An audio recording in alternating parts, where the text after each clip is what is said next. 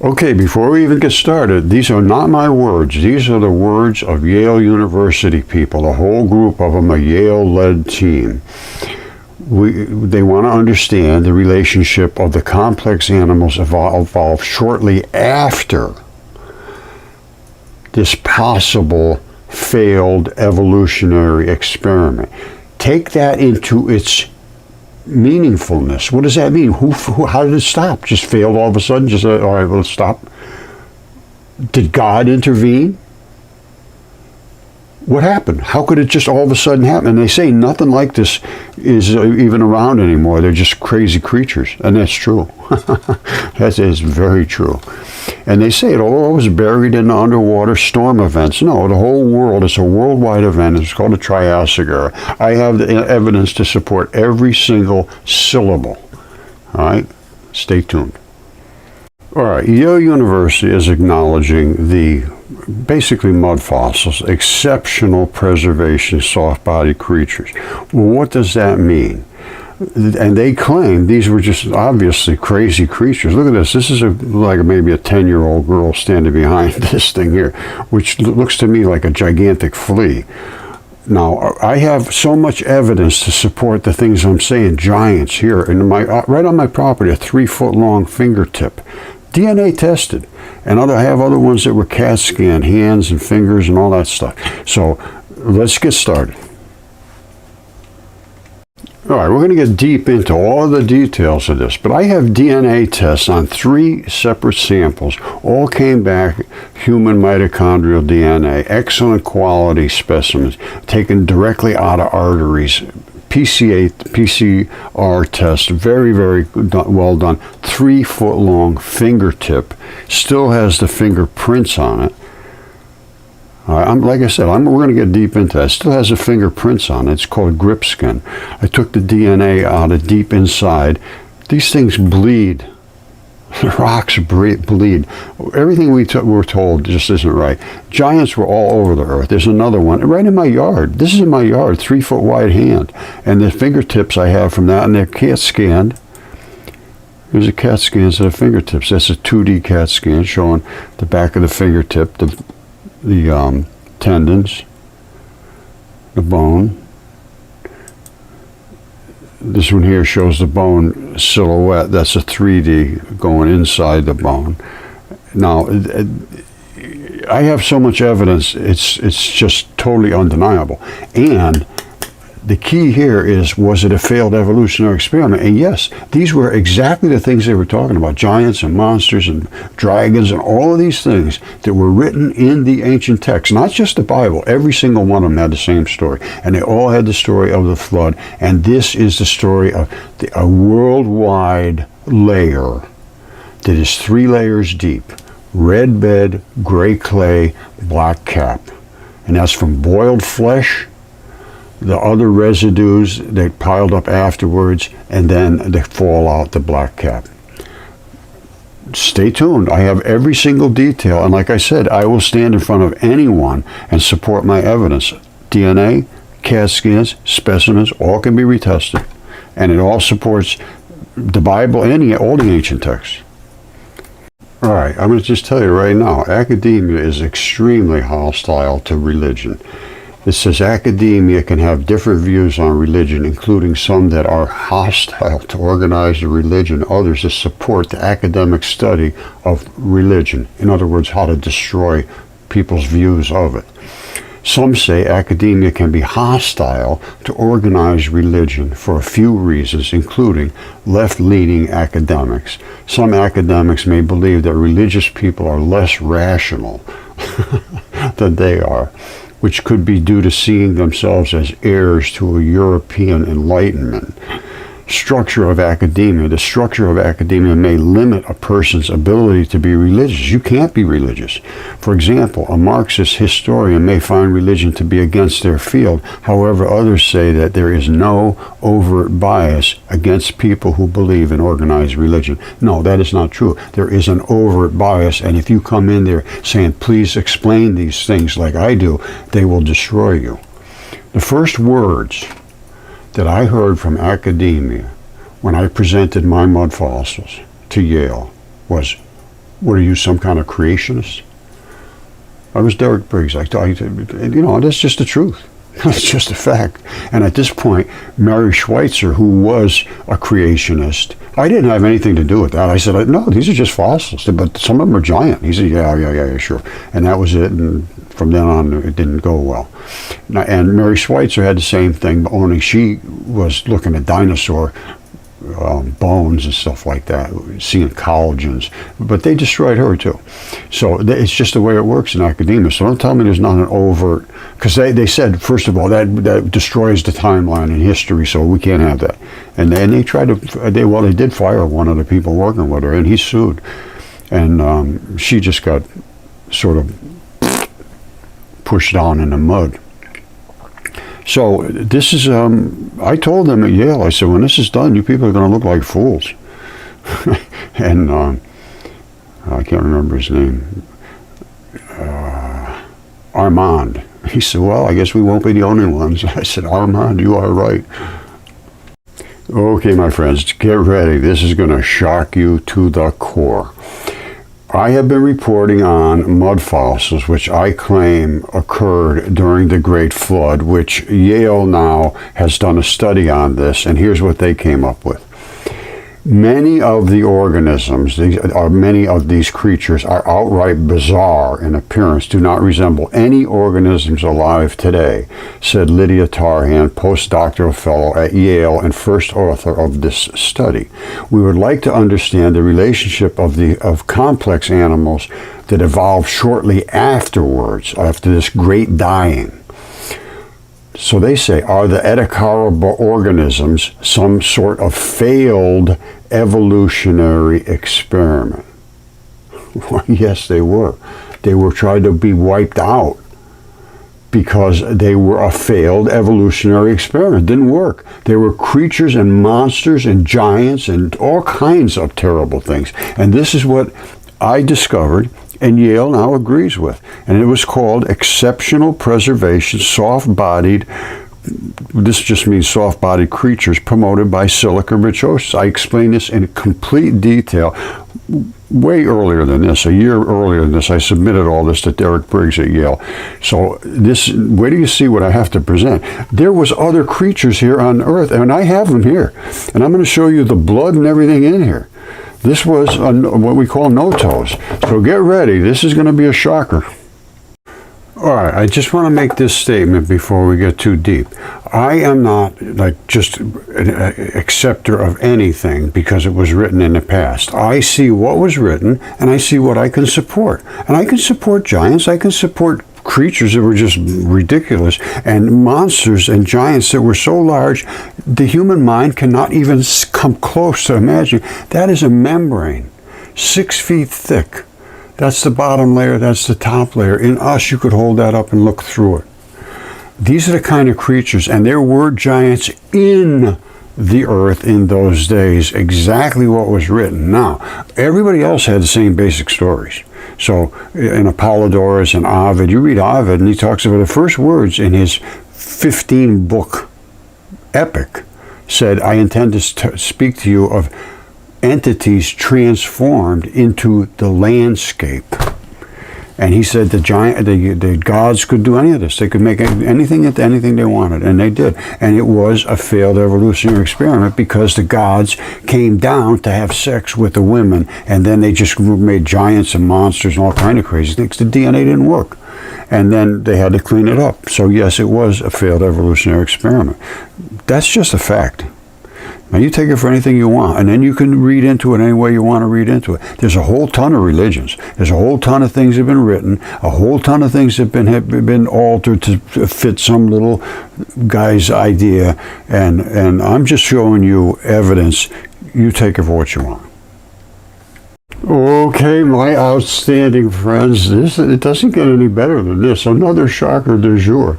Just dabbling around a shop, I'm looking at some stuff in a microscope, and I decide, well, I'm going to get a little deep into the no-toes. So I take my no-toe, which is this one right here. That's it in a shot. And I was going to look at it compared to this human footprint that I have in Triassic rock. And then I realized, I have to account for the blood, the artery and the vein and all that stuff, which I really never look for because it's so obviously a foot. Well, so I decided to look for it. Where do you see this? Okay, my friends, another shocker du jour. I've been talking about the no toes right along. And people say, this and that. Well, let me tell you something. If I could show you a very, very clear vein coming up from the foot up to the leg, because this is not a shoe, this is a foot. And I believe inside of this one there'll also be springs. We have other ones absolutely with springs. Now, I'm going to go from here up into the microscope. So I'm moving up here. I have to turn the lights off. All right, let me just get this up in position now. You just feast your eyes on that now. Let me turn off this light. All right, now, like I said, feast upon this. Oops, what happened? I did that. I'm sure I'm guilty of everything. All right, so what happened? This right here, this round circular object is a vein. Or, you know what?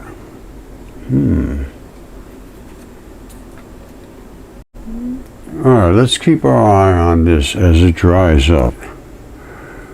Let me see if I can take a little bit of moisture off of there. Because right now it's just too shiny to see anything.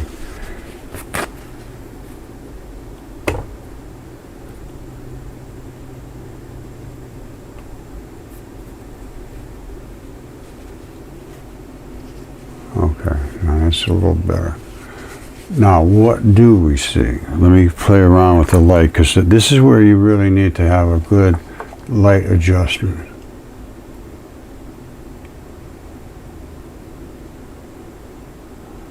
Well, I can tell you one thing. I'm almost 100% certain. That is, I would say that's a vein, because of the black. Now, there is a red spot. Now, let me go over and find the red spot. But all of this stuff here is like blood. This whole thing is just, this stuff here is exactly like my belt. It's the same identical stuff. Okay, this is outrageous. This is the no-toe, and that is the vein, which I was highlighting, and I was pointing out these little balls and saying, these are the same as my belt. Well, I have my belt in a microscope now. Remember these little balls? All right, they're all over the place. You see them? Well, this is my belt. You see them? The same things. They're everywhere.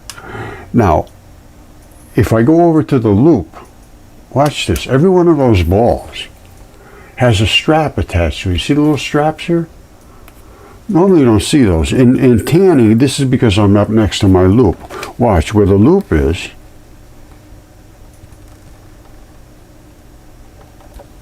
You see it?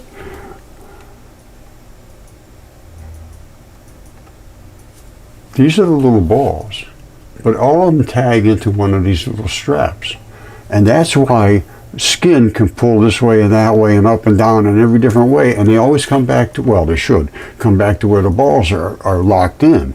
That's what flesh is all about in the interstitium layer. It's actually like almost like the membrane layer that coats everything. So the membrane is like the bag that holds it, but they have a structure, they have a shape, they have a design to them, and they have to fit in certain places in a certain way, and this fascia is what forms them into that package and then surrounds them and protects them. Because within this layer there's all kinds of fluids that are enzymes and bacteria and so forth. But anyway, this is what we're looking at right here, and just pretend this is the hole for the belt, but just pretend that's the vein. How outrageous is that? There's the same thing there. Just pretend that's, well, that is the vein. And here's all the holes, I mean all the dots the balls. They don't see the straps because they're not pulled out. And I have areas where you wouldn't see the straps here either. Watch. If I come away from where the pulling is, you don't see any. It's just a web of this, and I mean it is tight, and that skin is tight. So this basically now is that. Except we lost our vein. Okay, so there's my belt, and there's all the balls, and you saw the straps. Every strap is attached to a ball, but you never see them because they're well packed. Just like you don't see them in there because they're well packed, and that is the no-toe. But all of that is like leather, like a leather hide. Now, how big do they get? Well, let's take a look how big they can get, because they can get quite large. Now, this again is my friend Tyson, and this is this kind of skin. This is skin, kaolin clay, kaolin clay. It has these balls in it with the straps and so forth. That's your skin. You really skin that layer that is, like you can move it around on your body and it comes right back. It's not the muscle. It's between your skin at the top and then where the muscle is. It's that layer.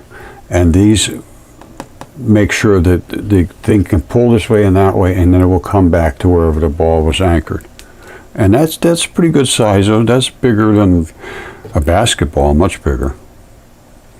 All right, all my Mudfossil people know, anytime you see this red blood like that, well, it's red blood. it's not just red for no reason. Now, I'm going to put a little bit of water on here and see what happens. All right, let's give it a second to sink in. It usually doesn't take long. All right, and I'll dry it up a little bit so we can see it.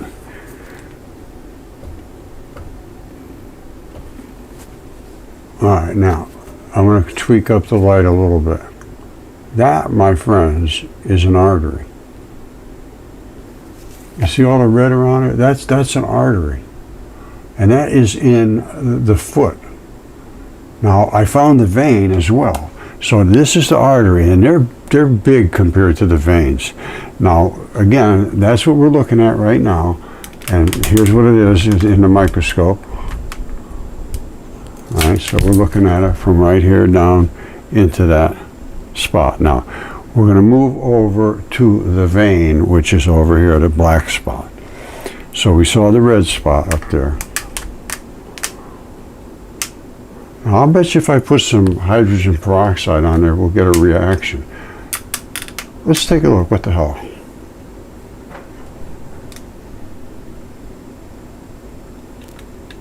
All right, what you're looking at here is the artery that's going down into the no-toe.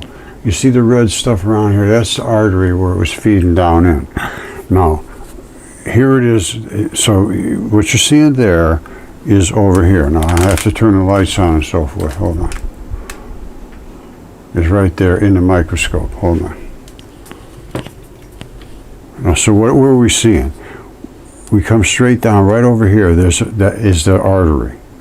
Now there's also a vein, and the vein is on the other side. Now we're going to look at the vein right now. So I'm going to be moving this over to the vein side.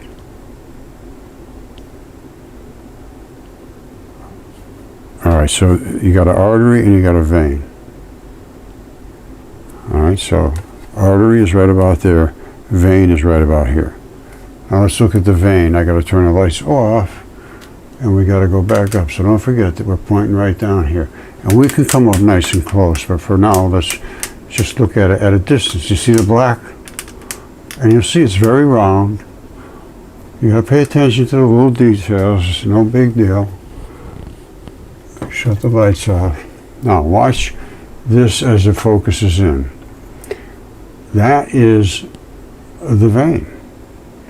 Now, that black blood came out of here. When I come down, you'll see there's a round ball there, which was the the vein, you know, they're round.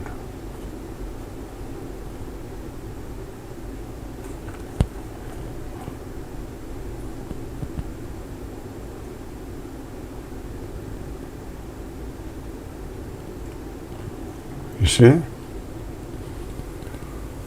Right there basically is the center.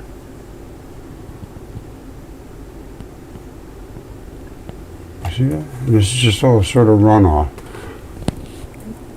And that's vein blood because it's black. The other was red, which is artery. All right, so now I just showed you that it's fed with blood, vein and artery. That's just... it is a red-blooded creature. It's a no-toe, and we're going to get deeper into this because what you're looking at here is basically almost identical to leather hide, and I'll show you that. Because the foot is a foot. I don't believe it has anything to do with being a shoe, and I'll show you why I say that. All right, so this is looking down at the no-toe, and there's the artery, and there's the vein. The red is the artery, and that's the vein. And the red blobbed up a little bit and sort of dried up into like a scabbish thing. All right, this is really amazing. That is the butt of the heel. All right, right in here, you're going to see this little circle, and you're going to see a bigger circle. This is where the bone made it up. And I'm going to come back with this. You see the bigger circle? Hold on. Because right off of here is where you have a fibia that comes down, the big bone, and it's right here. This is right here. You see the circle? That's where the fibia was. Here's where the artery was, and here's where the vein is. They fed right up the leg. That is the bone right there. You see? That is the cradle that held it. And this scoops up like this way, comes up like that to cradle this bone. So the way it looks to me is it's like a ball bone. You see how round that is? Now, then you get to the fibula. So you have a tibia that comes down, and then you have a fibula that sits on the side of it, and they can move like this. And that is this flat spot was where it just falls off. But I can show you where it anchored. It anchored right there. You see it?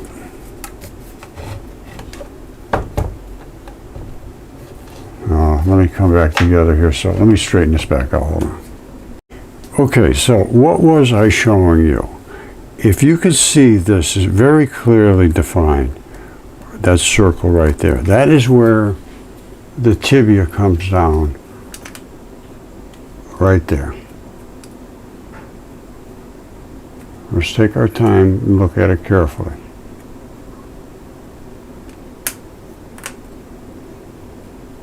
Okay, so what am I saying to look at?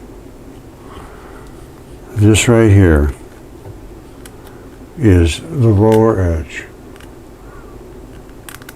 It comes around all the way to the edge here and around here. And there it is there. Now, when we put a little water on it, it becomes a lot more visible. So let's just do that real quick.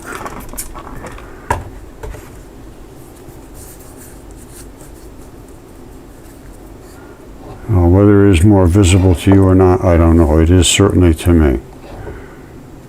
And that is where the bone came down. Now, the artery is here, the vein is there. They're there. Those are the ones I showed you before.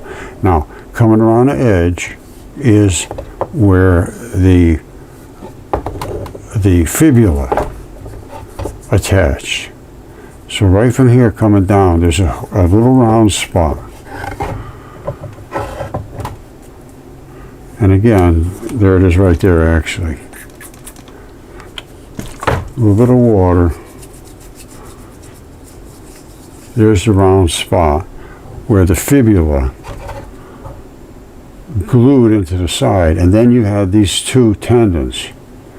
You see there, this one here and this one here, they locked it in. All right, the whole thing just fell right off. If you can see that, I don't know if you can or not.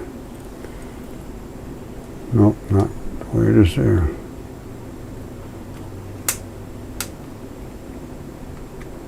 Okay, look at this. This is very cool. This right here is the center of the fibula. And then you have a ball here and one here. These are where it locks in. I don't know if that can be seen by you, here and here, and the center is here. And that is what the second bone on your leg does. It comes down, and this is what locks it in as tendons, right there and right there, and that's the center. Somehow it locks in there. And right above it is where the tibia comes straight down. All right, so it did have a fibula, and it had a tibia, and you got the vein and artery.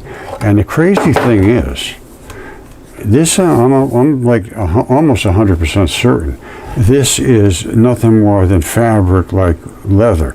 But look at this. This looks like the sole of a shoe. But I don't think it is. I'm pretty sure this is not a shoe. And I also am pretty sure this is what we call a spring foot. Well, I call them no-toes, but they also, this one here, I think also has the springs in it. See, some kind of a spring assembly here with a pin right there. Now, we have other ones that are very, very, just no question what they are, they're spring feet. And this thing here, I think, has some kind of springy action going on here, but I really can't tell, to be honest. Now, this is the crease in here where whatever's in here, whether there's toes or not, I don't know. What's the difference? This whole thing has to move up and down, and I think it's never been opened up. It's not like they take their foot out. Although, look at this thing. This is just, I always thought this looked like a medallion on the front here. Look at that. All of these things seal together. All of these things come together, and they like seal with these little medallion-looking things. And there's the heel.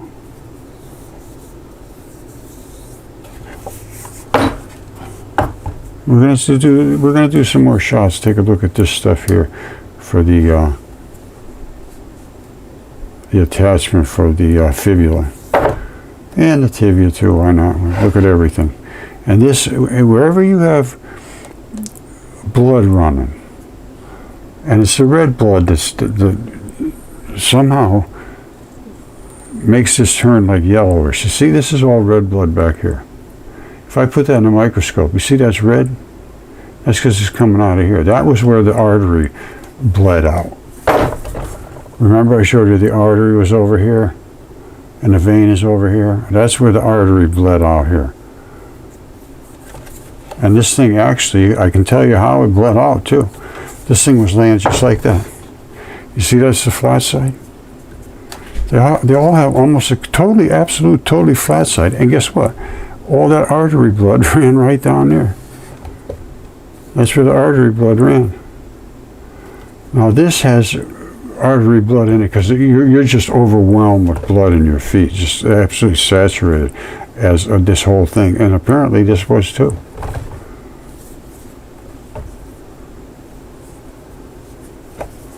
And like I say, there's not just one of these or two of these or 5 of them. We got a lot of them. And then I have at least 3 different styles here. Absolutely 3, for sure. After that, I don't know. Now, we could take a look and see. I think I've looked in here, and I really couldn't see what's going on. But there's a layer of tissue, and then whatever's under there, I don't know. But it's all built together as well. We're going to look at it again. I don't know. It's been a while. But I can tell you what. You got your black vein and your red artery, and it ran down because it died laying like this, and the blood just ran right out. Another case solved. Well, check this out. This is, it looks to me like it's a flea or something very, very close. You see the arms and everything coming up in here, these little floppy things. The eyeballs are I mean, they are, as far as I'm concerned, I see everything here that legitimizes what I'm seeing is a creature that has still biology in it, that something is living off of. And it has a lot of little features that I can see are absolutely biological. And the green is growth on biology, which in this case could be pure blood, because that could be a flea. Now, these are the legs of a girl. She's probably 10, 12 years old. This was sent to me, and this was found in the Czech Republic somewhere. And that's all I know about it. And I get people sending me things all the time. But you see with this thing, look at this. That could be related. That could be related. This is kind of small compared to the other one, but they could be related. Maybe this, I don't know. Who can say? Because I'm going to tell you something. The things now are 100% different. 100% different. It was a failed evolutionary experiment, yes. All right, when I say we've got a ton of these things, this is another one. This isn't even mine, although I do have it here. It was sent to me very graciously by Tish Egerton, who went out and found a whole batch of these. She found this one, she found this one. She found a whole bunch of them within 15 minutes. I'm not kidding you. And here's what it is. This is a heel bone. This strap ran up to the tibia. And these are springs, no bones. No, those are seashells. No. And I can show you very clearly. This is the heel bone. This is the tendon that runs up that locks this bone down to your heel. Very tight, very, very tight. And if they break, they get what I call an abrupt transition. Now, don't forget, this was my foot. I just threw it in here to show. Hers have the same thing. They have the break here for the fibula. And I think hers are no toes too, but inside there's toes. Or I don't know. I really don't know, to be honest with you. But there could be toes in here. I have no idea. But I do know this thing is an elegant, elegant device. Wait till I show you how it works. All right, let's just get the lay of the land. That's the heel. Just like we have a heel. That's the strap. Just like we have a strap. This would be where the tibia can't come down to sit down in that cradle, just like we have. All right, it's snapped off, and that's the wrinkle zone right here. All right, we'll take a little bit better, closer look in a second. Now, the rest from here forward is 100% different than a human foot. 100%. A human feet have like all kind of bones and all this and that, and you know, they interact just like your knuckles and everything, just with their toes, and tendons and all kinds of things. These have springs. Now, I'm going to tell you right now, there's absolutely no question whatsoever. That is the heel. 100% certainty. Nobody can deny it. All right, that's the little lump on the bottom from a heel. All right, they all have that little lump on the bottom. All right, now, of course, this is not the same as that. I don't think, although I don't know. I really don't know. Now, coming from the heel up towards the front, so the toes are going to be up here. Now, and I don't think it had toes, but it had something, I believe, that bumped up into this little spot right here. All right, so something is going to push up here if you step forward. So you're flat, everything's fine. You go forward, this front part is going to push up because you're going against whatever's sticking down here. It's going to push that up. So there had to be some kind of toe-ish things, which bends this back. Well, what does that mean? When this bends back, these two are attached. When this bends back, the two of them go back together. Well, what does that happen then? They spin on this spindle.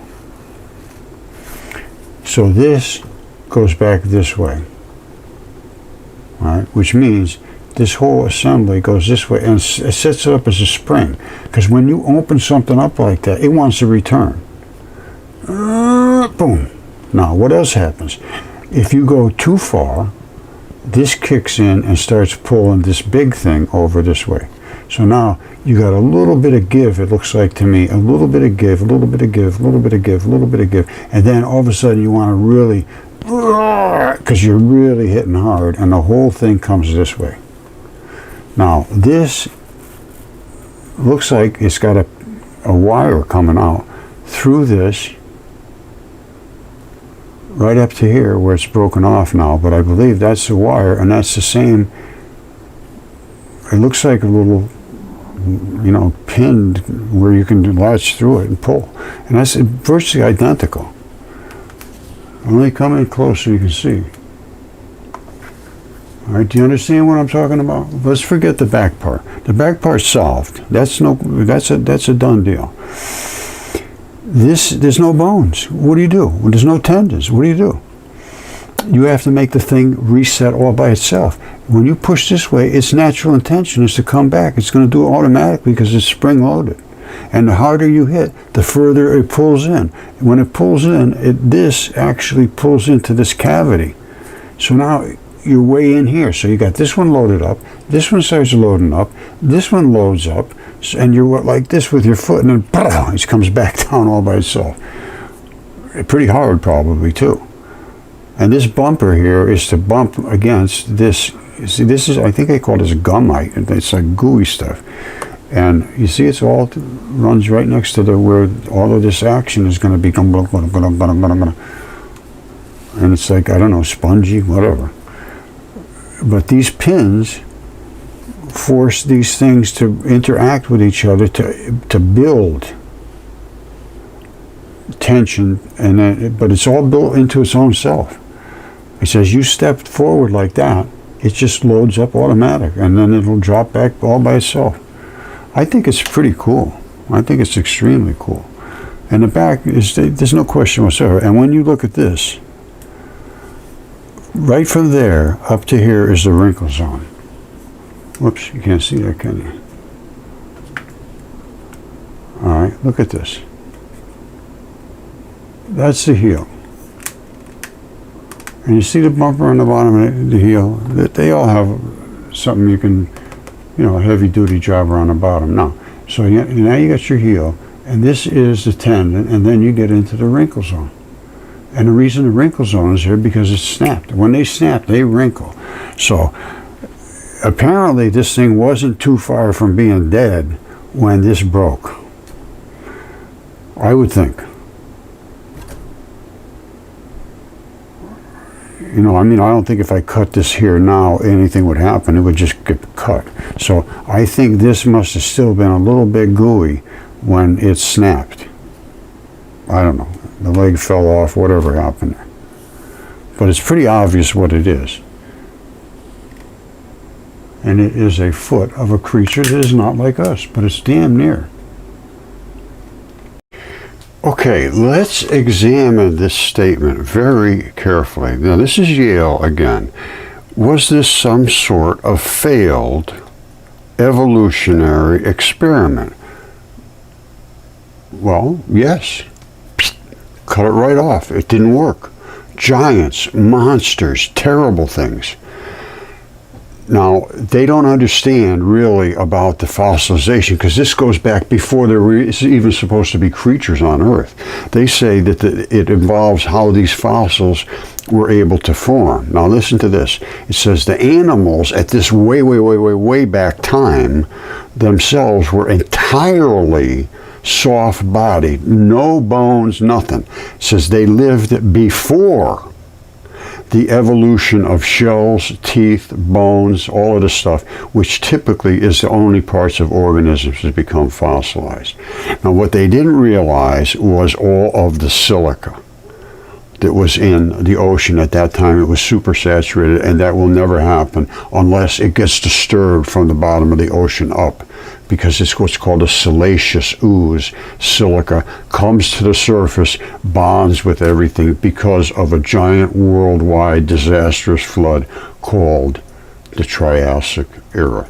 Now, I have evidence to support every word I am saying. I have all the fossils from the Triassic era. I have new species. I can show you that rocks do bleed. I can show you that DNA tests can be done and have been done 10 years ago almost on my fossils, 3 of them here, which I will show you in great detail shortly. Now, why is all this important? Why is this a big deal? Like this hand here, over 3 feet wide, a left human hand. And I have the fingernail, well, hold on, here I have all the fingertips, or, knuckles and all that stuff was around it. And I had a CAD scan, this is 2D, and I had a 3D as well. You can't see much in the 3D, but you can see the bone shadow that's in here. This is a completely transition. This is called nucleophilic substitution. I will get into all this, but yes, rocks can bleed. I found this one here. And I don't know if it was this rock here, but they all bleed. I mean, it's not a problem. Once you take them out of the mud, they don't even realize hardly they're dead, because mud is nothing more than eroded flesh. And it surrounds it. The blood doesn't move, but it still stays wet and red. And it comes out from these little bone foramen, and that is a scab. You say, oh no, that's just red iron oxide. Well, that's what blood is iron oxide.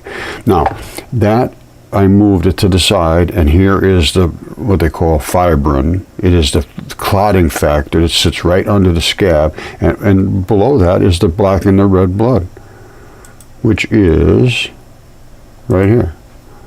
You see that? That's the black tube that comes up, and this is the red tube that comes up out of these 2 different holes. That's how the blood feeds between bones and into muscle and so forth. They call them bone foramen. So rocks bleed. I mean, and they bleed a lot. Some of them just absolutely, literally gush blood. So I have all the evidence to support what I'm saying. But the key is here, failed evolutionary experiment, yes. This fingertip is 3 feet long. 3 feet long, one fingertip. There were giants in the earth in those days. We had to wipe them out. And that's what it says in the Bible. It says it in all the ancient texts. I don't care which one you read. There was a great flood, and it was intended to end this failed evolutionary experiment. So I'm going with Yale on that. Yes, it was. In my mind, I almost absolutely certain it was. Okay, I'm just going to leave it at this. This was my paper from 2015. Laid out the whole thing, how these creatures fossilize, these soft-bodied creatures. So if you want to look into that. But I have literally hundreds of videos about this, because it's just not been accepted. Now there's no way for them not to accept it anymore. I don't think anybody can wiggle their way out of this. I have just so much evidence. And these are giant creatures. I mean giant creatures that just are staggeringly large, which is what was written. Now, they can laugh all they want, but they cannot talk their way out of something like that. There is no way. So, as far as I'm concerned, if they won't pay attention to this, you're dealing with a web of liars. And that's what I found. Basically, I'm going to tell you the honest truth. I just can't believe that anybody could be this incompetent not to understand what I've been showing for 10 years. There is nobody this incompetent. It's just impossible. So what is their meaning? What's the meaning of this? This is a denial of God, is what I can see. That's the only thing I can think. There is just nobody this is incompetent that could possibly be this lost to miss this. After all the evidence and the CAT scans and the DNA and the specimens and the blood and everything else. So what are we really dealing with? What are we dealing with? I can tell you what we're dealing with. We're dealing exactly what it said in the Bible. There's a bunch of passages about exactly this thing, about false teachers. And it doesn't look good for them, because it says their destruction does not sleep. And right now, that's what we got, is false teachers. They don't want you to know anything about God. They don't want you to understand about God. They don't want you to believe in God. They want to control you. And that is what academic control is right now. It is servitude. You now work for them.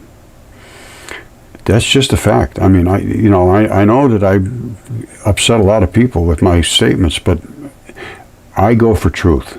And that is the truth. I love you all. Mull it over. Whatever it means to you, it means. I found out what it means to me. I'm going to tell you right now what it means to me. I never believed in anything of this stuff. I thought this was just nonsense. People talk about this, I would laugh at them, basically. I mean, I was kind of obnoxious. And now I realize I was wrong.